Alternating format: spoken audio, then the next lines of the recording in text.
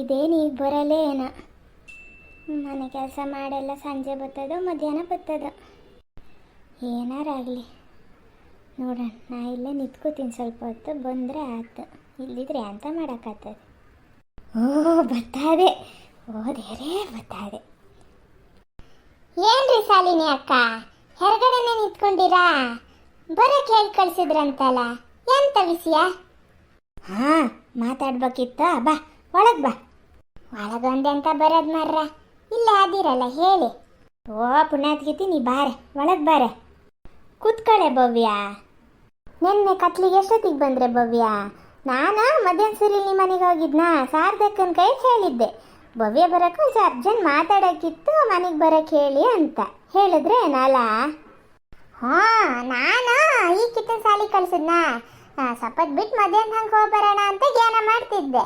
ನಮ್ಮ ಮನೇಲಿ ಅಮ್ಮ ಇಲ್ಲ, ಅದು ಯಾವತ್ತೂ ಆ ಥರ ಬೇಜಾರು ಮಾಡ್ಕೊಂಡು ಬರೋಕ್ಕೆ ಹೇಳೋ ಅಂದಿದ್ದೆ ಅಲ್ಲ, ಎಂಥದೋ ಮಾತಾಡ್ಬೇಕಂತೆ ನೋಡು. ನನ್ನ ಹತ್ರನೂ ಹೇಳಲ್ಲ, ಒಂಚೂರು ಹೋಗ್ಬಾರೆ ಮರೇತಿ ಅಂದ್ರ ಮತ್ತೆ ಅಟ್ಲಾಗೆ ಹೊಲ್ಡ್ಕೊ ಬಂದೆ.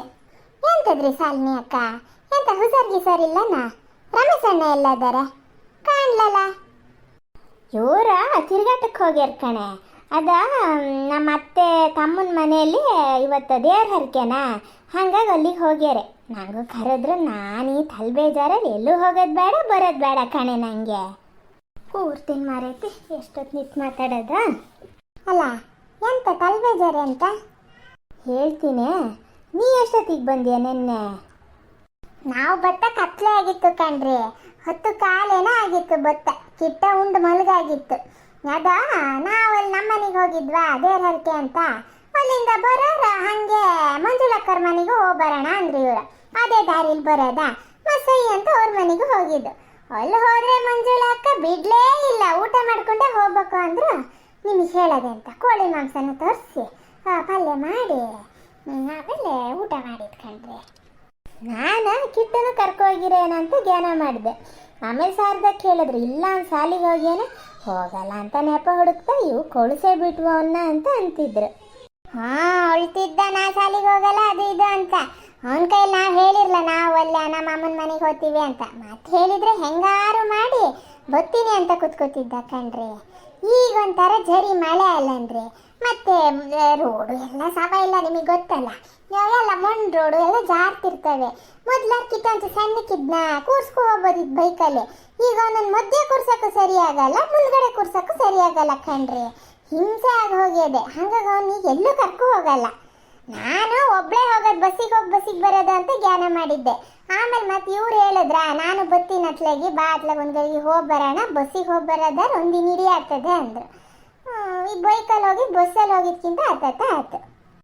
ಆಗಲಿ ಬಿಡ, ಬೇರೆ ಎಲ್ಲಿ ಹೋಗಿದ್ದನ್ನ, ನೀನು ಒತ್ಕಿ ಮನೆಗೆ ಹೋಗಿದ್ದಲ್ಲನ, ಹೊತ್ತಾ ಬತ್ತಾ ಇರ್ಬೇಕು. ಮತ್ತು ನಿಮ್ಗೆ ಅವರು ಅವ್ರಿಗೆ ನೀವೇ ಅಲ್ಲ. ಅಲ್ಲೇ ನೀನು ಒತ್ಕಿ ಅಮ್ಮ ಸರಿ ಮಾತಾಡ್ಸ್ತಾ ನಿನ್ನ ಹತ್ರ? ಇಲ್ಲ, ಅಷ್ಟೇನು ಸರಿ ಮಾತಾಡ್ಲಾದ. ಅದು ನಿಮ್ಮ ತಮ್ಮನ ಮಗಳ ಸೆಟ್ಲ್ಮೆಂಟ್ ನಾ ಮಾಡಿಸ್ಲಾ ಅಂತ ಸಿಟ್ಟು ಬಂದದಂತೆ. ನಮ್ಮ ಅಮ್ಮನ ಹತ್ರ ಬೈಯೋದಂದ್ರೆ ಬೈಯೋದಂತೆ ನನಗೆ. ನಾ ಅದೇ ಹೇಳಿದೆ, ಬೈಯೋದಾರು ಬೈಕೂತಿರ್ಲಿ ಮಾರೈತಿ, ನಾ ಎಂತ ಮಾಡೋಕ್ಕಾಗ್ತದೆ ಅಂತ ಅಂದೆ. ಮನೆಗೆ ಹೋದಾಗ ಸಮ ಮಾತಾಡ್ಸ್ಲ. ನಾನು ಸೀದಾ ಮನೆಗೆ ಹೋದ್ನ, ಮನೇಲಿ ಯಾರು ಇರಲ್ಲ, ಬಾಕ್ಲು ಹಾಕಿತ್ತು. ಆಮೇಲೆ ಸೀದಾ ಅಲ್ಲಿ ದೇವ್ರ ಬನಕ್ಕೆ ಹೋಗಿದ್ದು, ಹಣ್ಕಾಯಿ ಇಟ್ಕೊ ಹೋಗಿದ್ನ. ಅಲ್ಲೇ ಹಣ್ಕಾಯಿ ಮಾಡಿಸಿ ಅಲ್ಲೇ ಊಟ ಇತ್ತು, ಊಟ ಮಾಡ್ಕೊಂಡು ಅಲ್ಲೇ ಊರು ಮನೆಯವ್ರ ಹತ್ರ ಎಲ್ಲ ಮಾತಾಡ್ತಾ ಕೂತಿದ್ದೆ. ನಮ್ಮವ್ರಿಗೆ ಒಂದು 5 ಹುಡುಗಿಯರಿದ್ವಿ ನಾವು. 5 ಜನ ಒಟ್ಟೆ ಶಾಲೆಗೆ ಹೋಗೋದು, ಕಾಲೇಜಿಗೆ ಹೋಗೋದು ಎಲ್ಲ ಕಂಡ್ರೆ. ಅವರೆಲ್ಲರೂ 5 ಜನನೂ ಸಿಕ್ಕಿದಂಗೆ ಆಗಿದ್ದು. ಇದೇ ಮೊದಲೇನೋ ನಾವೆಲ್ಲರೂ ಒಟ್ಟಾಗಿದ್ದ. ಅಲ್ಲೇ ಮಾತಾಡ್ತಾ ಸುಮಾರು ಹೊತ್ತು ಕೂತಿದ್ದು. ಆಮೇಲೆ ಮತ್ತೆ ನಮ್ಮ ಮನೇಲಿ ಅಪ್ಪಯ್ಯ ಬಾರೆ ಮರೆತಿ ಅಂತ ಅಂದ್ರೆ, ಹಾಗಾಗಿ ಹೋಗಿ ಅಲ್ಲಿ ಮನೆ ಹತ್ರ ಹೋಗಿದ್ದು. ಒಂದು ಲೋಟ ಕಾಫಿ ಕೊಟ್ಟರು, ಕುಟ್ಕೊ ಬಂದಿದ್ದು ಅಷ್ಟೇ. ನಾನಿದ್ದಿದ್ದೆ ದೇವ್ರ ಬಣ್ಣದಲ್ಲಿ ಜಾಸ್ತಿ. ಹೆಂಗಸಿಗೆ ಒಂಥರ ಅಲ್ಲನೇ, ಒಂದೊಂದ್ಸಲ ಸಮಯ ಇರ್ತದೆ, ಒಂದೊಂದ್ಸಲ ಮಂಡೆ ಪೆಟ್ಟು ಆಗ್ತದೆ, ಎಂತ ಮಾಡೋಕ್ಕಾಗಲ್ಲ ಅಲ್ಲ. ನೀವು ಹೇಳ್ತೀರಾ ಶಾಲಿನಿ ಅಕ್ಕ? ಅವ್ರ ಬಳಗ ಎಷ್ಟು ಜನ ಗೊತ್ತನ್ರಿ? ಒಂದು 15-20 ಜನ ಬರೀ ಅವ್ರ ಬಳಗ. 2 ಕಾರಲ್ಲಿ ಬಂದಾರೆ, ಕೆಲವೊಬ್ರು ಬೈಕಲ್ಲೆಲ್ಲ ಬಂದಾರೆ.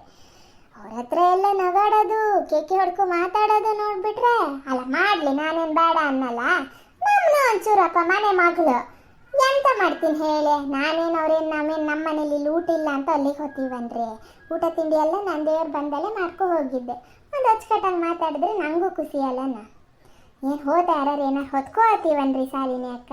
ಇರೋಷ್ಟೊತ್ತಿ ಎಲ್ಲರ ಹತ್ರ ನಗ ಆಡ್ಕೊಂಡು ಖುಷಿಯಾಗಿ ಚೆನ್ನಾಗಿದ್ರೆ ಎಲ್ಲರಿಗೂ ಖುಷಿಯಪ್ಪ.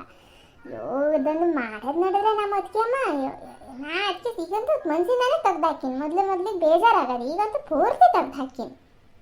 ಹೂನೇ, ತಲೆ ಕೆಡ್ಸ್ಕೊಂಡಷ್ಟು ತಲೆ ಕೆಡ್ತದ್ ಬಿಟ್ರೆ ಎಂತ ಆಗಲ್ಲ. ನೀವು ರಮೇಶ್ ಅಣ್ಣನ ಜೊತೆ ಹೋಗಿ ಬರೋದು ಬಿಟ್ಟಿರಾ? ಈಗೆಲ್ಲ ಭಾರಿ ದೇಹರ್ಕೆ ಅಲ್ಲನ್ರಿ. ಇಲ್ಲೇ ಜಾನುವಾರುಗಳು ಗೊತ್ತಲ್ಲ ನಿಂಗೆ, ಯಾರು ಇಲ್ಲ ಅಂದರೆ ಏನಿಲ್ಲ. ಅದು ಈಗೊಂದು ಸ್ವಲ್ಪ ತರಕಾರಿ ಗಿಡ ಎಲ್ಲಿ ನೀನೇ ನೋಡಿ ಸೌತೆ ಕುಯ್ಯಕ್ಕೆ ಬಂದದೆ. ಮತ್ತೆಲ್ಲ ಮನೆ ಬಿಟ್ಟು ಹೋದರೆ ಬೇರೆ ಜಾನುವಾರು ಬೇಡ, ನಮ್ಮನೆ ಜಾನುವಾರು ಹಾರಿ ಎಲ್ಲ ತಿಂದು ತುಳಿದು ಮುರಿದು ಹಾಳು ಮಾಡಿ ಇಟ್ಟಿರ್ತವೆ. ಹಾಗಾಗಿ ಮತ್ತೆ ನಾ ಎಲ್ಲೂ ಹೋಗಲ್ಲ. ಅದಾ ಮುಂದಿನ ವಾರ ಏನೋ ನನ್ನ ತಮ್ಮರ ಮನೆಯಲ್ಲಿ ದೇವ್ರ ಹರಕೆ ಅಂತೆ ಫೋನ್ ಮಾಡಿದ್ರಾ. ಹಾಗಾಗಿ ಅಲ್ಲಿಗೆ ಹೋಗಿ ಬರೋಷ್ಟೊತ್ತಿಗೆ ನಾ ಹೋಗಿ ಬರ್ತೀನಿ, ನೀವು ಮನೇಲಿರ್ರಿ, ಈಗ ನೀವು ಹೋಗಿ ಬನ್ನಿ ಅಂದೆ. ಅಂದರೆ ನಮ್ಮ ಮನೆಯಲ್ಲೂ ಅಷ್ಟೇ ತರಕಾರಿ ಈ ಸಲ ಸ್ವಲ್ಪ ಅಡ್ಡಿಲ್ಲ, ದನಕ್ಕೆ ಬಂದದೆ ಅಲ್ಲ. ಈ ತರಕಾರಿ ರೇಟು ಪ್ಯಾಟಲ್ಲಿ ಕೇಳಿದ್ರೆ ಎಂತ ಅಂತೀರ ಏನೋ. ಬೀನ್ಸಾ 180 ರೂಪಾಯಿ kg ಅಂತೆ. ಆಮೇಲೆ ನೋವಿಲ್ ಕೋಸು 100 ರೂಪಾಯಿ kg ಅಂತೆ ಕಣ್ರಿ. ನಾನು ಅದ್ಲ ನಿನ್ನೆ ಒಳ್ಳೆ ಪ್ಯಾಟಲ್ಲಿ ಬಂದ ಯಾಕಂದ್ರೆ 2 ಬಗೆ ಇಟ್ಕೊ ಬರೋಣ ಅಂತ ಕೇಳಿದ್ರೆ ಹಿಂಗಂದ್ರೆ ಅಮ್ಮ ಸೀದಾ ಹಾಗೆ ಬಂದಿದ್ದು. ಹೌದೇ, ಈ ಎಲ್ಲದೂ ಬೆಲೆ ಏರಿಕೆ ಆಗಿದೆ. ನೀ ಬರೀ ತರಕಾರಿ ಹೇಳ್ತೀಯ. ನಮ್ಮ ಮನೇಲಿ ಇವ್ರ ಮನೆ ಮೊಟ್ಟೆ ಖಾಲಿ ಆಗಿತ್ತಾ, ಮೊಟ್ಟೆ ತಗೋಬರ್ರಿ ಅಂದೆ. ಮತ್ತೇನು ತರಕಾರಿ ಸಾರಿ ಏನು ಸೇರಲ್ಲ, ದಿನ ಎಂಥದಾರು ಇರಬೇಕು. ಒಣಕ ಮೀನು, ಮೊಟ್ಟೆ, ಕೋಳಿ, ಮೀನು ಏನಾರು ಹೊಲಸು ಹುಳಿ ಇರಲೇಬೇಕಾ? ಮತ್ತು ಯಾರು ಒಣಕ ಮೀನೆಲ್ಲ ಸುಟ್ಟು ಕ್ಲೀನ್ ಮಾಡಿ ಯಾರು ಮಾಡ್ತಾರೆ? ನಂಗೆ ಸಾಧ್ಯ ಇಲ್ಲ ಅಂದೆ. ಪೇಟೆಲ್ಲ ಇದ್ರಲ್ಲ ಮೊಟ್ಟೆ ಹಿಡ್ಕೊಬರ್ರಿ ಅಂದೆ. ಬರೋರು ಮೊಟ್ಟೆ ಹಿಡ್ಕೊಬರಲ್ಲ ಅದೇನ್ರಿ ಅಂತೀನಿ. ಒಂದು ಮಟ್ಟಿಗೆ 7,500 ರೂಪಾಯಿ ಆಗ್ಯದಂತೆ. ಅದು ತಿಂದಿದ್ರೆ ಆತದ ಮರೇತಿ ಅಂತ ಅಂದರು. ಅಲ್ಲ ಹೌದಾನೆ? ಹ್ಞೂನ್ರಿ, ಅವತ್ತು ಯಾರ ಮಾತಾಡ್ತಿದ್ರು ಪ್ಯಾಟಿಗೆ ಹೋದಾಗ. ಇದ್ರಲ್ಲಿ ಸರ್ಕಾರ ದರ ಅಂತಲ್ಲ ಎಲ್ಲ ಬೆಲೆ ಏರಿಕೆ ಮಾಡಿರೋದು. ಒಂದು ಬದಿಯಿಂದ ಕೊಡೋದಂತೆ, ಇನ್ನೊಂದು ಬದಿಯಿಂದ ನಮ್ಮ ಹತ್ರನೇ ಕಿತ್ಕೊಳೋದು ಅಂತ ಮಾತಾಡ್ತಿದ್ರು. ಬಾಯಿ ಮಾಲಿಗೆ ಇದು ಕರೆಂಟ್ ಫ್ರೀ ಅಂತಾರ. ಆಮೇಲೆ 2,000 ರೂಪಾಯಿ ಬರೋದು, ಅದು ಬಂದವರಿಗೆ ಬರ್ತದೆ, ಇಲ್ದಿದ್ದವರಿಗಿಲ್ಲ. ನಮ್ಮನೆ ಅಮ್ಮಗೆ ಏನು ತಿಂಗಳು ಬರೋಲ್ಲ, ಒಂದೊಂದು ತಿಂಗಳು ಬರ್ತದೆ, ಒಂದೊಂದು ತಿಂಗಳು ಬರೋದೇ ಇಲ್ಲ ಕಣ್ರಿ. ಬ್ಯಾಂಕಲ್ಲಿ ಕೇಳಿದ್ರೆ ಅಲ್ಲಿ ಕೇಳಿ ಇಲ್ಲಿ ಕೇಳಿ ಅಂತಾರೆ, ಯಾರು ಸುತ್ತ ಹೋಗ್ತಾರೆ, ಕೇಳೋದೇ ಇಲ್ಲ. ಹಾಗೆ ಕೊಟ್ವಿ ಅಂತ ಹೇಳಕ್ಕೊಂದಿದ್ದ, ಮತ್ತೆ ಬೆಲೆ ಏರಿಕೆ, ಏನು ಮುಟ್ಟಿ ಬಿಡಿ ಬೆಲೆ ಏರಿಕೆ ಕಣ್ರಿ. ಅವನೇ ಮರೆಯುತ್ತೆ, ನಂಗೂ ಹಂಗೆ ನಡ. ಒಂದು 3-4 ತಿಂಗಳು ಸಮ ಬರ್ತದೆ 2,000 ಸಾವಿರ. ಆಮೇಲೆ ಒಂದು 3-4 ತಿಂಗಳು ಬರೋದೇ ಇಲ್ಲ, ಆಮೇಲೆ ಮತ್ತೆ ಬರ್ತದೆ. ಚರಣಿಗೆ ಹೇಳಿದ್ದೆ ನೋಡ ಮಾರಯ್ಯ ಅಂತ, ಸುಮ್ ಕುತ್ಕ ನೀನು ಅಂತ ಜೋರು ಮಾಡ್ದೆ. ನಂಗೆ ಎಂತ ಗೊತ್ತಿ ಸಾಹಿತ್ಯ ಹೇಳ.